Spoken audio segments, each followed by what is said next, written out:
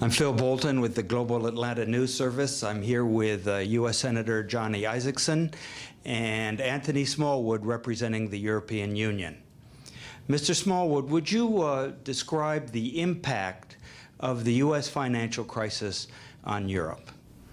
Well, I think when it first happened, and Senator Isakson mentioned the sort of impact of subprime in Kazakhstan when he was speaking earlier to the press club, when it first happened, I think there was what the Germans would call a certain amount of Schadenfreude amongst some, that there was this huge subprime crisis, there was a major problem in the American financial system, and we Europeans, who had managed perhaps the supervision of our financial sector rather better, were going to miraculously escape the worst of it. But very soon, I think the global repercussions of this, what started as subprime crisis, rapidly became a major factor in our own recession, which has hit, of course, much harder in some EU member states than it has in others. But overall, we are going through a very severe recession too. And just last week, the forecast for growth levels was knocked down yet again. Unemployment rates are high. We are part of a global recession, and we know it. And I think the Schadenfreude is long since finished, and we now realize that if you have a global recession, you work globally, as we did in the G20 process, to resolve it. Senator, you're taking a lead in looking at the causes of the crisis. You have your Financial Markets Commission. Will the reach of this commission be global? Will you look at this as a global phenomenon?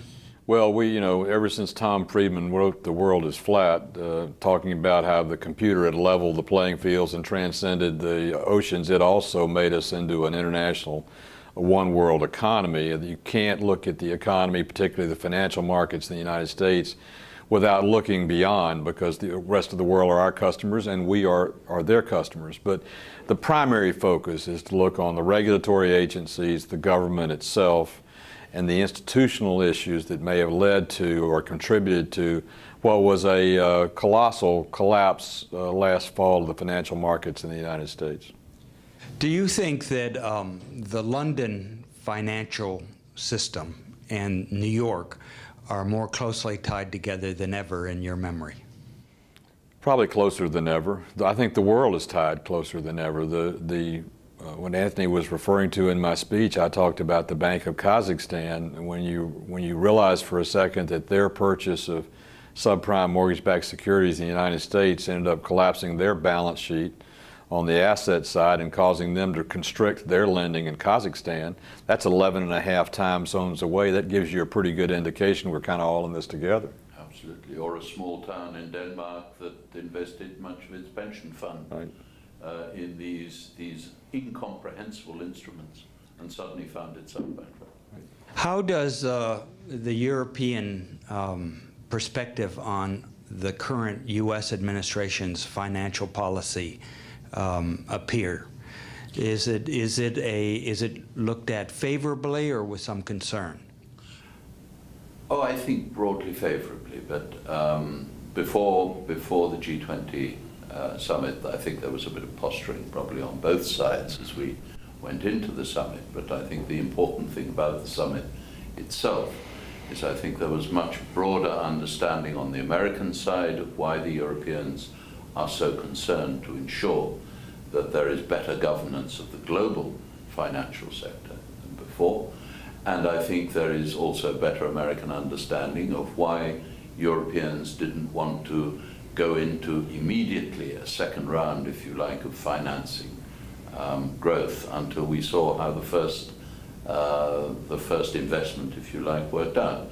And equally, I think on the European side, there is much better understanding of the political constraints of any American administration and the measures that have already been taken here, some of which are very clearly very far-reaching and impressive.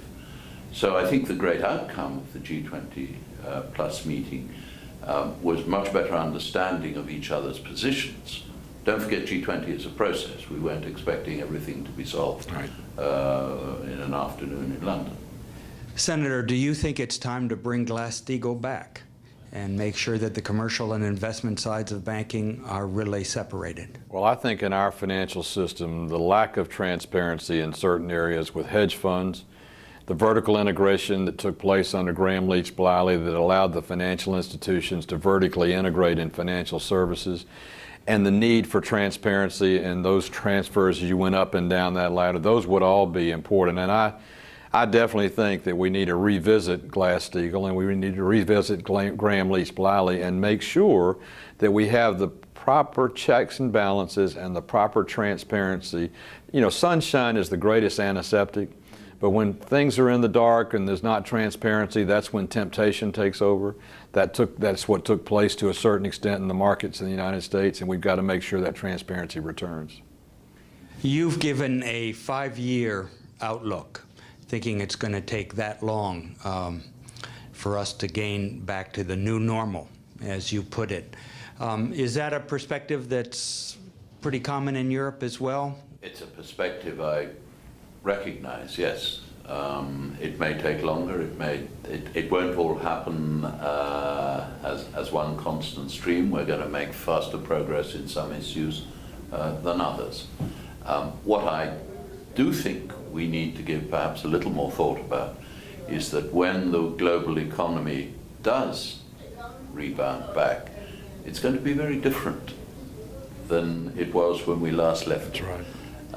And I think here too, the European Union and America have a lot to think about together and work through together.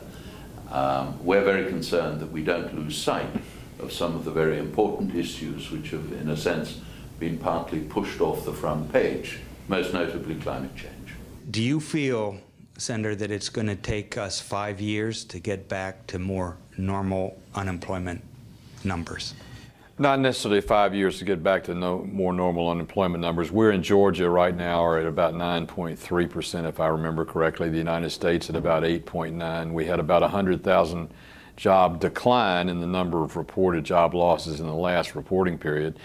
I think in terms of the peaking, that has peaked and will begin to dissipate, but we are in a trough that it's going to take a while to come out of. When I ran my business for 22 years, the last thing I wanted to do was lay off my people. But once I had to go through that tough thing, I was very careful in bringing them back to make sure I didn't rush it, make sure I had the rest of my business together. So I think you'll see a slow decline from a peak level, which could in the United States get over 9. It's so over 9 in a number of states now. The 5-year program that I mentioned, or 5-year prediction, is just that, it's a prediction. But I think that's the period of time it takes us to get back to the new normal, which I hope means that the new normal is we have, by definition, full employment at 95% employment, that we've learned the lessons of these markets, that we all have skin in the game and equity, that savings begins to do something that not just the Japanese do, but the Americans do as well, and that we are very frugal with the taxpayers' dollar in Washington.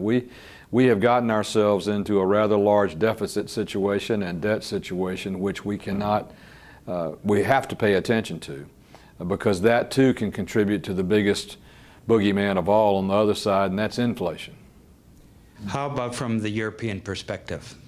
Well, some of our unemployment projections are very serious indeed for some countries. I mean, they're talking in terms of 15% for some countries. But I think broadly the problem is very similar. One thing I hope we see is not reindustrialization in an old-fashioned sense, but I think quite clearly it is very important, the sort of jargon term of green jobs, but that concept taken very broadly is going to be a very important part of our return to fuller employment. I'm glad to see that some European firms are making some very important investments in the United States on precisely this technology. So I hope our commitment to this will also assist here, and perhaps vice versa. But it will take time.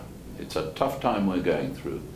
And as I say, I think the world's going to be rather different. It has to be rather different when we come out of it.